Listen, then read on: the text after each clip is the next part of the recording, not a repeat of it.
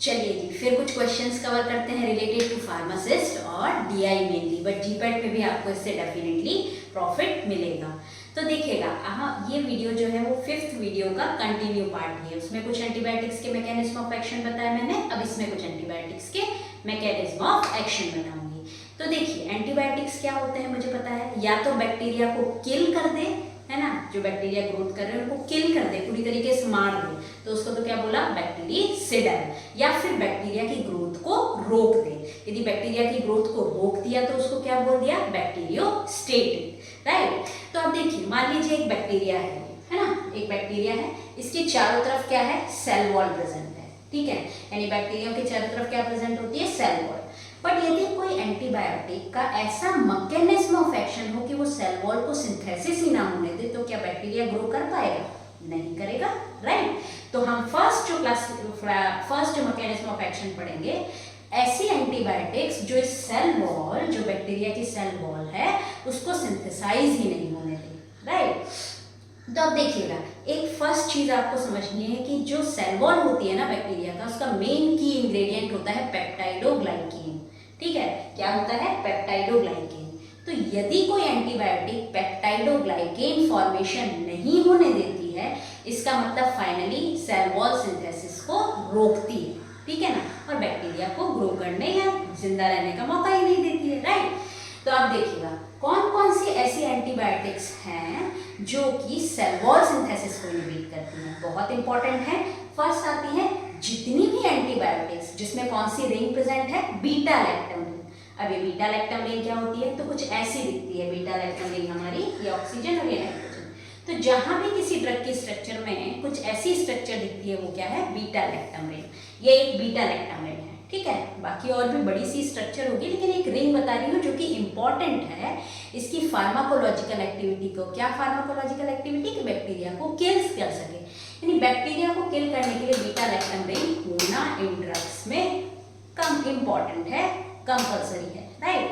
अब beta lactam containing ring वाली antibiotics कौन कौन सी होती है, बहुत कॉमन एग्जांपल पेनिसिलिन और सिफेलोस्पोरिन, बहुत इंपॉर्टेंट भी है, ये क्वेश्चन भी आ सकता है कि सिफेलोस्पोरिन और पेनिसिलिन में कौन सी रिंग प्रेजेंट होती है, तो बीटा लैक्टम रिंग। और ये किसको इनहिबिट करती है, सेल वॉल सिंथेसिस को इनहिबिट करती है, किसके, बैक्टीरिया के। एक और ड्रग है, एक और एंटीबायोटिक है विंकोमाइसिन, वो भी क्या करती है, सेल वॉल सिंथेसिस को इनहिबिट करती है। 3 तो मैंने ये नाम याद कर लिए जो कि सेल वॉल सिंथेसिस को इनहिबिट करती है, कौन कौन से, beta lactam ring containing antibiotics. First कौन सी हो गई, पेनिसिलिन, सेकंड कौन सी हो गई, सिफेलोस्पोरिन, दोनों में बीटा लैक्टम रिंग होती है। थर्ड मैंने आपको बताई विंकोमाइसिन, कौन सी, विंकोमाइसिन, ये भी आपको याद रखना है। अब पेनिसिलिन और सिफेलोस्पोरिन से रिलेटेड कुछ इंपॉर्टेंट पॉइंट बताती हूँ। यदि ऑप्शन में ये नहीं आता है कि इसका मैकेनिज्म ऑफ एक्शन है सेल वॉल सिंथेसिस इनहिबिशन, ठीक है, तो क्या आएगा कि ये पेनिसिलिन और सिफेलोस्पोरिन जो है कौन से एंजाइम को इनहिबिट करती हैं, ट्रांसपेप्टाइडेज एंजाइम।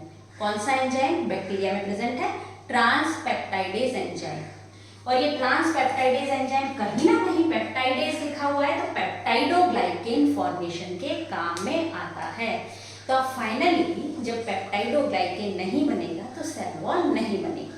यानी पेनिसिलिन और सिफेलोस्पोरिन में क्या क्या ऑप्शन में आ सकता है मैकेनिज्म ऑफ एक्शन में, डायरेक्ट ऑप्शन में आ सकता है कि सेल वॉल सिंथेसिस को इनहिबिट करता है, डायरेक्ट ऑप्शन में आ सकता है इनहिबिट ट्रांसपेप्टाइडेज एंजाइम, या फिर एक और ऑप्शन में आ सकता है कि ये इनहिबिट करता है पेप्टाइडोग्लाइकेन फॉर्मेशन के लिए, क्योंकि हमको ये एंजाइम लगेगा पेप्टाइडोग्लाइकेन बनाने में, राइट। तो आपके यहाँ से काफी क्वेश्चंस कवर हुए। नेक्स्ट एक इंपॉर्टेंट पॉइंट है, क्लेविलिनिक एसिड क्या होता है। तो जो हमारी बीटा लैक्टम रिंग है, कौन कौन beta lactam ring containing antibiotics कौन कौन सी है, सपोज करो पेनिसिलिन और सिफेलोस्पोरिन दोनों हैं, तो पेनिसिलिन के साथ ये क्लेविलिनिक एसिड दिया जाता है। क्यों दिया जाता है मैं आपको बताती हूँ। कभी कभी क्या होता है कि ये जो हमारा बैक्टीरिया है, इसको मारने के लिए हमने क्या दी, पेनिसिलिन, लेकिन इस ये बैक्टीरिया का क्या करता है, अपने आप को पेनिसिलिन से बचाने के लिए एक एंजाइम रिलीज करता है जिसको बोलते हैं बीटा लैक्टेमेज, है ना। बीटा लैक्टेमेज का काम क्या होता है, ये बीटा लैक्टेमेज जो बैक्टीरिया से रिलीज होता है, किसको तोड़ देता है? एंटीबायोटिक की बीटा लैक्टम रिंग को ही तोड़ देता है। अब ये बीटा लैक्टम रिंग को तोड़ देगा तो ये स्ट्रक्चर इसेंशियल थी इसकी एंटी बैक्टीरियल एक्टिविटी के लिए, यानी बैक्टीरिया को किल करने के लिए। बट बैक्टीरिया ने तो ऐसा एंजाइम रिलीज किया कि वो इसने इस रिंग को ही तोड़ दिया। तो क्या पेनिसिलिन एक्ट कर पाएगी? नहीं कर पाएगी। इसीलिए क्या दिया जाता है? इसके साथ कॉम्बिनेशन में क्लेविलेनिक एसिड दिया जाता है, क्योंकि इसका मैकेनिज्म ऑफ एक्शन क्या है कि ये जो बीटा लैक्टेमासिस एंजाइम से रिलीज हुआ है ना, ये उसको इनहिबिट कर देता है, उस एंजाइम को ही इनहिबिट कर देता है जो कि बैक्टीरिया से रिलीज होता है उस बीटा लैक्टम रिंग को तोड़ने के लिए। ठीक है। और कभी कभी ऑप्शन में आ जाता है क्या? क्लेविलेनिक एसिड जो होती है उसके एग्जाम्पल क्या है? तो जहां भी आपको बैक्टेम दिखता है, सेल्बैक्टेम, टजोबैक्टेम, तो ये सब क्या है? क्लेविलेनिक एसिड के एग्जाम्पल हैं। तो ये तो आपकी हो गई सेल वॉल सिंथेसिस को इनहिबिट करने वाली ड्रग, राइट। अब अपन सेकंड पढ़ते हैं। इसमें क्वेश्चंस आपको समझ में आ गए होंगे आई होप कि सेल वॉल सिंथेसिस को कौन कौन सी इनहिबिट करती है? Beta lactam containing penicillin, cephalosporin, vancomycin. Clavulanic acid का सेकंड क्वेश्चन क्या काम है कि बीटा लैक्टेमास जो होता है उसको इनहिबिट करता है ताकि पेनिसिलिन बैक्टीरिया पे एक्ट कर सके, उसके साथ कॉम्बिनेशन में लिया जाता है। ठीक है, ये 3-4 क्वेश्चंस यहाँ पे कवर हुए। नेक्स्ट अपन पढ़ते हैं। देखिए, बैक्टीरिया में डीएनए भी प्रेजेंट होगा। रेप्लिकेशन के लिए बैक्टीरिया ग्रोथ कैसे करेगा? डीएनए के थ्रू ही तो करेगा। तो कुछ जो एंटीबायोटिक्स होती हैं वो किसको इनहिबिट करती हैं? बैक्टीरिया में इस डीएनए सिंथेसिस को इनहिबिट कर देती है। ठीक है, तो इनहिबिट डीएनए सिंथेसिस। ऐसी कौन कौन सी एंटीबायोटिक्स हैं जो डीएनए सिंथेसिस को इनहिबिट करती हैं? देखिए, फर्स्ट क्विनोल्स, नाम याद रखिएगा, क्विनोल्स। क्विनोल्स में क्या आती है? Ofloxacin, ciprofloxacin, norfloxacin. Floxacin word याद रख लीजिए एक तो। क्विनोल्स में क्या आएंगी? फ्लॉक्सासिन और नेलिडिक्सिक एसिड। तो कभी कभी यहाँ से भी क्वेश्चन बैठ जाता है, क्विनोल्स कैटेगरी की ड्रग कौन सी है? सारी फ्लॉक्सासिन कैटेगरी, ओफ्लॉक्सासिन, सिप्रोफ्लॉक्सासिन, नॉरफ्लॉक्सासिन और नेलिडिक्सिक एसिड भी याद रखिएगा। नेलिडिक्सिक एसिड किस कैटेगरी की ड्रग है? क्विनोल कैटेगरी की ड्रग है, राइट।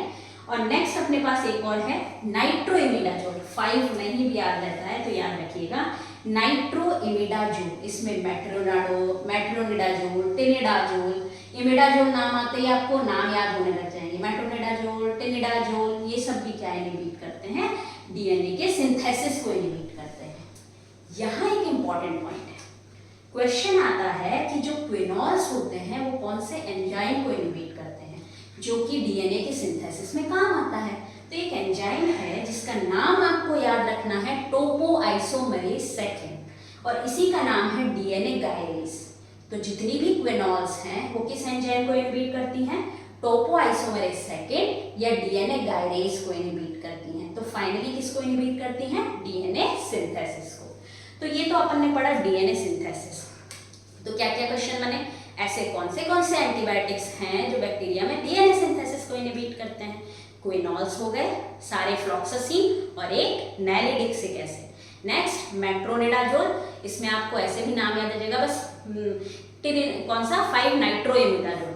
नाइट्रोइमिडाजोल जैसे ही आप नाम याद रखेंगे तो आपको मेट्रोनिडाजोल, टिनिडाजोल वैसे ही नाम याद आ जाएंगे, राइट। और यदि आप इसकी कोई ट्रिक से याद करना चाहते हैं तो वो भी ठीक है, बट इतनी सारी ड्रग्स हैं आप ट्रिक्स में ही कंफ्यूज हो जाएंगे। तो आप इनको 2-4 बार लिख के देखिए। रोज मॉर्निंग में, रात शाम को क्या पढ़ा, दिन भर में अपन ने कितनी ड्रग्स पढ़ी, रोज मॉर्निंग में एक बार लिख के देख लीजिए तो आपको काफ़ी कुछ ड्रग्स याद हो जाएंगी। अच्छा, मैंने कल दिन भर में क्या पढ़ा था, ठीक है। ऐसे करके आप रोज मॉर्निंग में, ऐसे ही आपको मेडिसिनल केमिस्ट्री याद होगी। यदि आप जीपेट की तैयारी कर रहे हैं तो आप रात को देखें कौन कौन सी ड्रग्स मैंने पढ़ी थी दिन भर में, तो आप मॉर्निंग में एक बार लिख के देख लीजिए उसको। अच्छा, ये तो उनको जितना रिकॉल करते रहेंगे ना उतना आपको अच्छा बेनिफिट होगा। तो एक इम्पॉर्टेंट चीज और इसमें क्या याद रखने वाली थी, क्विनोल्स जो होते हैं वो कौन से एंजाइम को इनहिबिट करते हैं? टोपोआइसोमेरेज सेकेंड, ये क्वेश्चन भी आया हुआ है। और या फिर डीएनए गायरेज, तो इस एंजाइम को इनहिबिट कर देते हैं। तो ये एंजाइम पार्ट लेता है किसमें? डीएनए के सिंथेसिस में। तो फाइनली डीएनए सिंथेसिस को इनहिबिट कर देते हैं। तो आई होप इतनी ड्रग्स के मैकेनिज्म ऑफ एक्शन आपको याद हो गए होंगे। अभी हम और भी पढ़ेंगे, anti TB, anti fungal, line से पढ़ते चले जाएंगे। आप देखिएगा आपको डेफिनेटली फार्मासिस्ट, डीआई और जीपैट में भी इसका फायदा मिलेगा, क्योंकि मैकेनिज्म ऑफ एक्शन पूछे जाते हैं, राइट। और आपको कैसा लग रहा है वीडियो, आपको समझ में आ रहा है या नहीं आ रहा है, या आपको इम्प्रूवमेंट चाहते हैं, मुझे सजेशंस दीजिए, ताकि मैं भी आपके लिए, खुद के लिए भी और आपके लिए भी कुछ नया कर सकूं। Thank you so much for watching this video.